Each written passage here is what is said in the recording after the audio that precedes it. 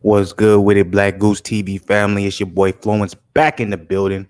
You already know the vibes. You already know the feeling. You already know the energy. I'm coming with nothing but positivity and blessings, and I'm sending it all your way. Hopefully, you can feel it all going through the screen. And if you don't, I'll figure out a way for y'all to get that. You know what I'm saying? But let me go ahead and tell y'all right now, man, if you guys are watching this thing, man, go ahead, hit the like motherfucking button because it helps out a lot, man. So hit the like button, subscribe to the channel. You know what I'm saying? Notification gang, share this video, you know what I'm saying, with anybody who may give a fuck. But most importantly, man, go ahead and drop your comments below. Because that helps the most in the algorithm. And then also, too, if you want to just be 100 with it, man, I'm here to present the news to you, but it's really about your guys' perspective. It's about your guys' opinion, how y'all feel about this joint, whether you guys are being mad biased, mad unbiased, mad logical, mad unlogical, mad hate, you know what I'm saying, mad positivity, whatever it is, man, drop it in the comments below. I ain't the type of nigga to give a fuck. I just want to hear what y'all got to say because it's the whole point of the video. You know what I'm saying? It's the whole point of the channel. You know what I'm saying? We built this thing off of y'all. So I appreciate y'all, Black Goose TV family, as always. So make sure y'all keep on interacting with your boy. Keep on dropping them comments because it's all about what you guys got to say. Now, all that is out of the way. Let's get into the topic at hand, man. Haney, Kambosos, Haney. We're coming off of probably one of the most historical weekends when it comes to the boxing side of the game that I've seen in the last 5 years. Some of you guys may be like, man, that's very capped. That's very in the moment. That's very, what have you done for me lately? Well, guess what? It's 2022 and all y'all motherfuckers are saying, what have you done for me lately? So maybe at the moment I might be over exaggerating how special of a moment this past weekend is, but I'm gonna go ahead and live in that. And I'm gonna go ahead and take any type of heat y'all gonna give for me or give to me for saying that. So it is what it is, but I still think this is one of the most historical moments in the last 5 years, 10 years, whatever the place you want to call it. I still think Devin Haney doing this is putting him on the trajectory of being better than Floyd Mayweather. I actually think him doing this at 23 already kind of makes him better than Floyd Mayweather. I don't want to jinx the young brother because he has a long career ahead of him, but Floyd ain't never done this shit. Floyd ain't never done nothing close to this. So all of y'all who want to be like, what? You saying this man's better than Floyd? I'm not saying he's better than Floyd. I'm not talking about skill level. I'm talking about what he is accomplishing at his age in comparison to what Floyd did and the risk he's taken.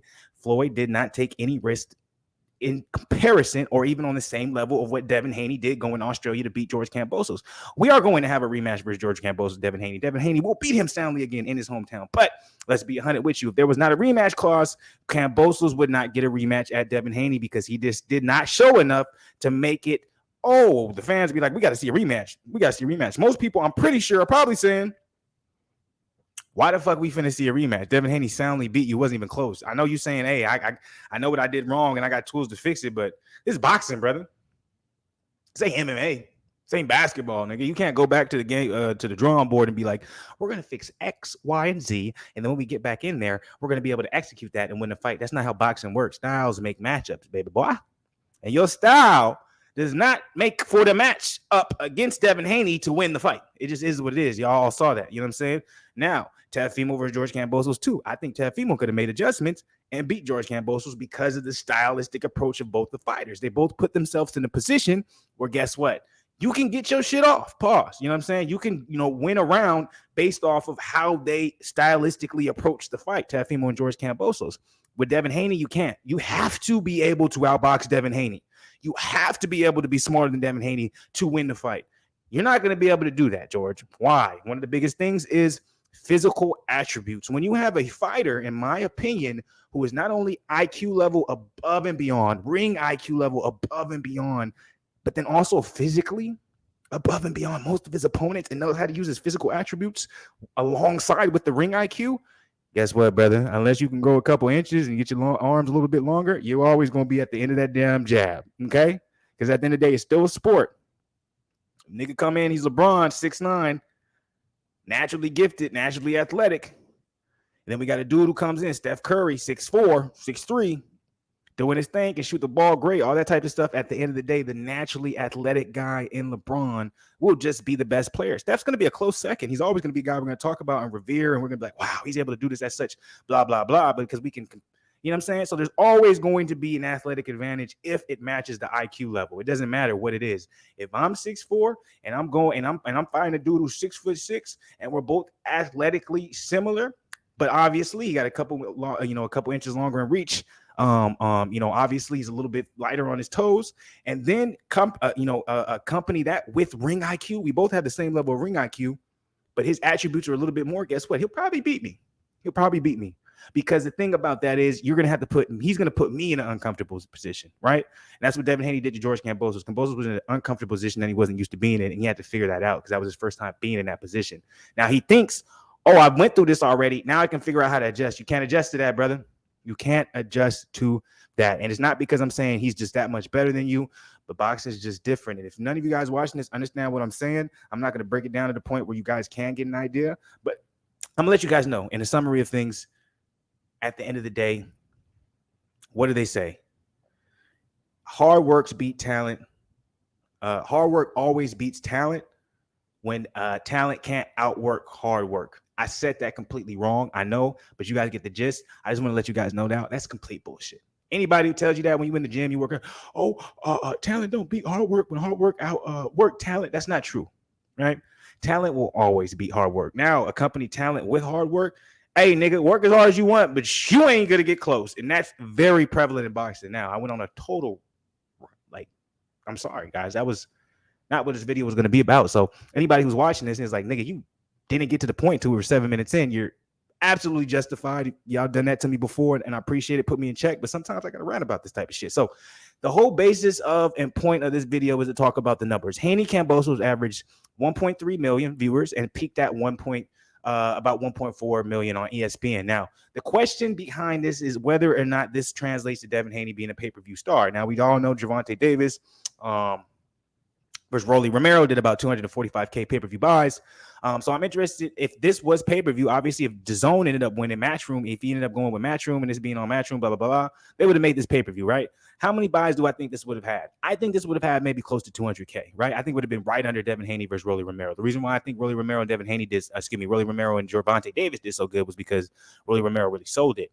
But I think this would have been around 200K, to be honest with you. And if anybody wants an idea of how good 1.3 million views are and it peaks at 1.4, it's about around the same average as Terrence Crawford got when he was with Top Rank. When he was with Top Rank, Terrence Crawford will get somewhere around 1.2 million to about 1.5 million. So this also gives you an idea of, oh, well, I don't think Bob Arum's going to be complaining about losing money against Devin Haney, right? Right. Where am I taking this? I'm not trying to take it anywhere specifically. I just want the guys show you the numbers and be like, hey, did this do well in your guys' opinion? Should have done better? I just want to kind of understand your perspective and your opinion on this and how you feel about it, because at the end of the day, a lot of people don't like Devin Haney, but I think they gain a lot of respect for him after this. So I'm interested to see how they feel about going about at these numbers, because Terrence Crawford would get the same numbers with Top Rank, to be 100% with you, and he would get criticized and act like he wasn't a draw. So let's get into the nitty-gritty of this. I don't want this to be too long of a video. Devin Haney, George Kambosos didn't exactly produce 12 scintillating rounds of action, but they did deliver the viewing audience ESPN executives sought for. Nielsen Media Research revealed Tuesday that their 12-round main event tracked it on average 1.3 million and a peak audience about 1.4 million. Nielsen's number include only viewers who watched Haney Kambosos on ESPN's English language linear channel, not those who saw it on ESPN Deportes or ESPN Plus, which obviously will probably be added to get to about 1.5 to 1.6. But viewership of Haney Kambosos was lower, but comparable to the audience that watched Shakir Stevenson, Oscar Valdez Junior Lightweight Championship match April 30th, which obviously makes sense. Shakir Stevenson has been with Top Rank for a very long time. Oscar Valdez has been as well. I also think the promotion behind that fight was a lot better than this particular fight. Haney's 6 previous fights were streamed by DAZN, which isn't monitored by Nielsen, don't release its own viewership totals.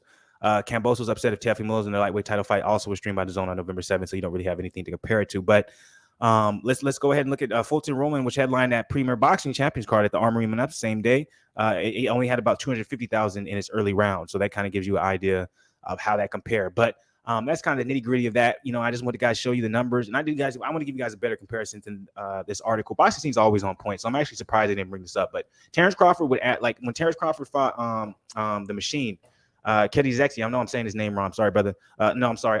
Sarah Mazetta, when he fought Sarah Mazetta, that averaged about 1.1 to 1.2 million. So that guys gives you guys kind of idea what you guys compare it to, and also shows you how the media and people can, narrate something or trying to make something seem like it isn't.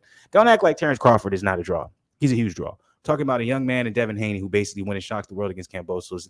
He averaged about the same that Terrence did against a guy like Sarah Mazetta. So I'm gonna let you guys take that, digest it, come up with that, whatever opinion, whatever perspective you want. Just make sure y'all drop it below. Drop it below in the comment section so I can see what you guys are thinking. Maybe go back and forth with you, or at least have other people get mad. You can go blah, blah, blah. But that's all I got to say for tonight. What do you guys think about this particular topic? As always, much love to the people, man. Drop it below in the comments. Like the video. Subscribe to the channel if you're not part of the motherfucking family. Notification gang. And as always, I'll be back on Arnold Schwarzenegger side of the game. Love y'all. Appreciate y'all. And